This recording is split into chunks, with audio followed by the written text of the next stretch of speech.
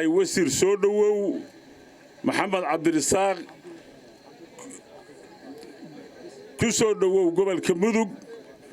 Puntland annagoo dhaqanka iyo odayaasha hadalkooda turjumayna iyo haddii dadkii nagu taxalluqo oo ama hanaga sarreeyeen ama hanaga hooseeyeen gabdhaha waxaan leenahay soo dhawow baanu leenahay gobolka mudug ku soo dhawow gacmo furan ugu soo dhawow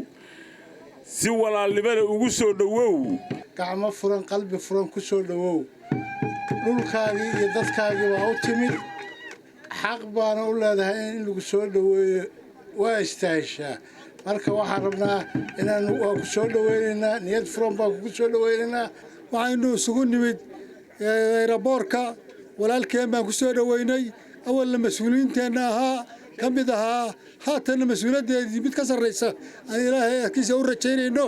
innaguna aan walaalihiisna diyaar u nahay kuna sugayno waxaan leenahay insha allahu waa gurigaagii waa kii hooyo waa kii lagaaga rajo qabay inaad wixii aad dalka iyo dadka tartay iyo wax ka sii badanba inaad u qabatid sidaasaanu kugu sugaynaa diyaarna kuugu nahay soo dhawow 14 boqolka ku soo dhawow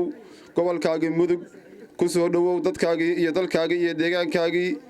hadalka Soomaalida hore waxay oran jireen raggii hore nin yareeyana kama tagin nin badiyana ma dhamayn dad badan baa u dhiman soo dhawow gaar ahaan waxaan u salaamayaa wasiirka Maxamed Cabdirasaaq soo dhawow sidii loo yiri dalkaagii iyo dadkaagii iyo gobolkaagii ku soo dhawow gacmo furan ku soo dhawow waa soo dhaweyn hadal iyo maxaan ku raahdaa warweenoo dambeeya maanta waa soo dhaweyn waa ku soo dhaweynaa soo dhawow waxa farxan noo anagoo ah gobolka mudug indheergaradkiisii soo dhaweynta iyo la kulanka iyo imaatinka mudane wasiir Maxamed Cabdirasaaq mudane soo dhawow dadkaagii ku soo dhawow dalkaagii ku soo dhawow gobolka mudug ku soo dhawow sida aan ku soo dhaweynay baa naga dhab ah rabitaan baan kugu soo dhaweynay wanaag aan ku qabnaan kugu soo dhaweynay waxa laaliya wixii aad naga rabtiin aad naga helisid baan kugu soo dhaweynay soo dhawow Cabdirasaaq waxaan leenahay soo dhawow waa gobolkaagii waa dadkaagii waa dalkaagii kolleyba insha Allah ilaahay baan kuu baryaynaa khayrka inuu ku aadiyo reer mudugowna waxaan idin leeyahay anigu Cabdirasaaq waa idinka wada badiyaa waa la soo shaqeeyay Maxamed Cabdirasaaq waligay saasaan ku ahaa Maxamed Cabdirasaaq wax badan baa ina ka maqane balaynu guntiga naysha isaga dhigna hadaynu nahay reer mudug insha Allah bil kariim bulshadii gobolka mudug oo dhameystirana inay ku soo dhaweeyaan sida ay ku soo dhaweynayaan bayna maanta haday codkooda santuuq ku dhicilaa kugu soo dhaweyn lahaayeen haddana cidda mas'uuliyadu saaran tahay waxaan rabnaa inay ku soo dhaweeyaan oo nala ka qaataan waxa wasiirkeeni hore wax badan buu inoo qabtay haddana wuxuu diyaar u yahay inuu wax badan inoo qabto waxaynu wada ognahay Maxamed Cabdirasaaq ma soo doonan 4,000 oo dollar oo xildhibaan qaato iyo wax la mid ah waa nin ka sareeya mansabkiisu waxaan rabnaa inaad nala fahantaan qofku wax inoo qaban kara oo wax inoo doonayana aynu dooranno meeshaas waxa waaye inama deeqaan konton qof hadaynu dirsano baahideena kuma filna laakiin qof konton qof iyo 100 qof baa u dhigma baa ina matala mar labaad iyo mar saddexaad ba soo dhawow Maxamed Cabdirasaaq dhammaan odayaasha oqaasha haweenka dhalinyarada sportiga inta halkaan isugu timid inay ugu soo dhaweeyaan runtii mahad aad u ballaaran baan idin celinayaa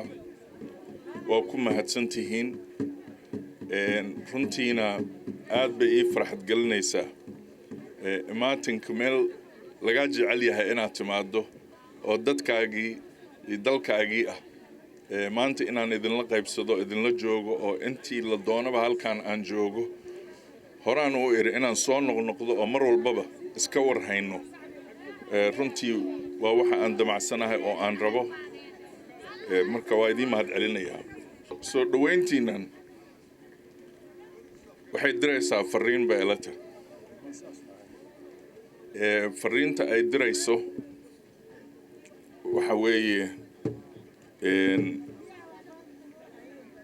qof mas'uul ah oo si daacadnimo leh ugu shaqaynaya dalkiisa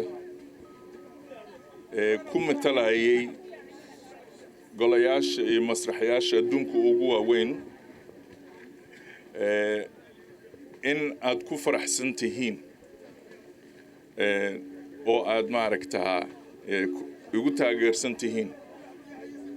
way waxa aad u soo baxdeen waxaan u imid inaan helo kalsoonidiina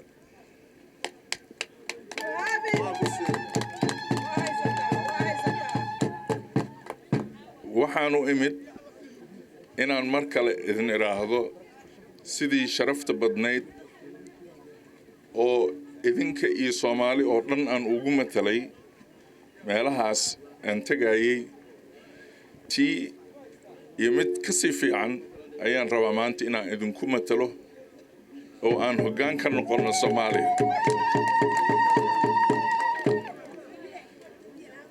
in mas'uuliyad ka sokow aragtideenna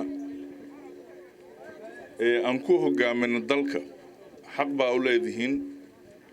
inaan dalku u adeegnana xaq baan u leenahay sidaas daraaddeed waxaan halkaan u imid oo aan qarsoodi ahayn in dhammaan isimada iyo ciddii ay khusaysaba aan si toos ah oo sharaf ku jiro u warsado in aan xildhibaannimadii idinku matalo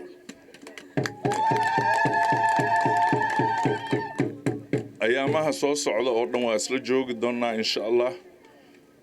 si fiican waa soo wareysanaynaa